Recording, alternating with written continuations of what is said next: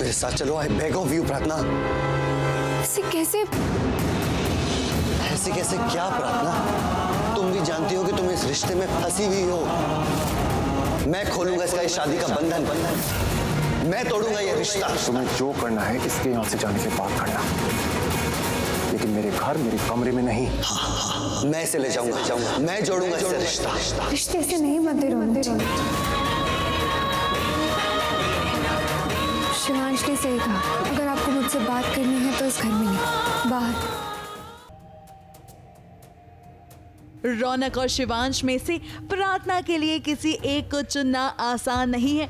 एक तरफ प्रार्थना अपने पति की हमदर्द बनना चाहती है क्योंकि उसे ये समझ आ गया है कि शिवांश जो कुछ भी कर रहा है वो क्यों कर रहा है, मगर दूसरी तरफ प्रार्थना का प्यार यानी कि रौनक है, इसीलिए वो समझ नहीं पा रही है कि वो दोनों में से किसे चुने। अब देखिए ना, इसी वजह से एक बार फिर उसे दोनों के बीच आना पड़ा है, तब जब दोनों के बीच जंग छिड़ गई है। कैसे बदतमीज आदमी हो, बाहर निकलो यहाँ से, गेट लॉस्ट। तू निकल जा मेरी प्रार्थना की लाइफ से, यू गेट लॉस्ट। तुम जानते हो ना तुम मेरे घर में खड़े हो। हाँ, मैं तेरे घर में खड़ा हूँ, पर प्रार्थना के साथ खड़ा हूँ। इनका घर है, इनका कमरा है। सुना नहीं तुमने? आप भी यहीं खड़े हो।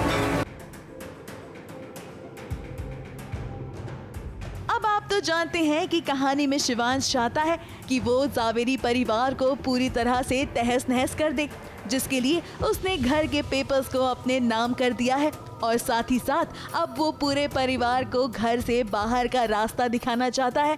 ऐसे में प्रार्थना उसके पास पहुंच जाएगी, मगर शिवांश उसकी बात मानकर घर से निकल तो जाएगा, मगर देखिए आज वो चाहता है कि प्रार्थना ये बात साफ कर दे कि वो आखिर किसकी तरफ है।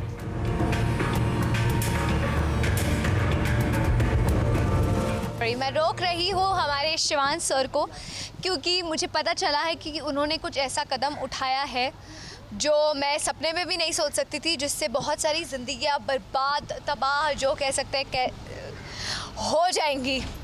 तो मैं बस उन्हें वो करने से रोक रही हूँ, मगर वो मेरी बात ही नहीं सुन रहे।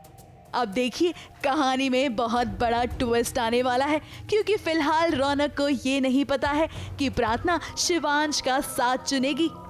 अब प्रार्थना अपना पत्नी धर्म निभाना चाहती है, इसीलिए वो शिवांश के साथ रहेगी, उसका ख्याल रखेगी। तभी तो देखिए वो किचन में खाना बना रही है, मगर लगता है कि ये बात बुआ सासू माँ को बिल्कुल भी हजम नहीं हुई। तभी तो वो पहुंची उसकी क्लास लगाने और तो और उसे ये समझाने कि वो सिर्फ कुछ दिनों की मेहमान है। अब इस पूरी सिचुएशन को देखकर हमें तो ये लग रहा है कि शिवांश और प्रार्थना एक दूसरे के करीब आ जाएंगे और बेचारा रौनक अपने प्यार को खो बैठेगा।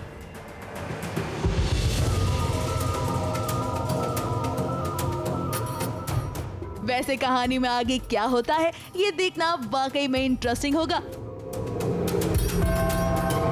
ABP news report.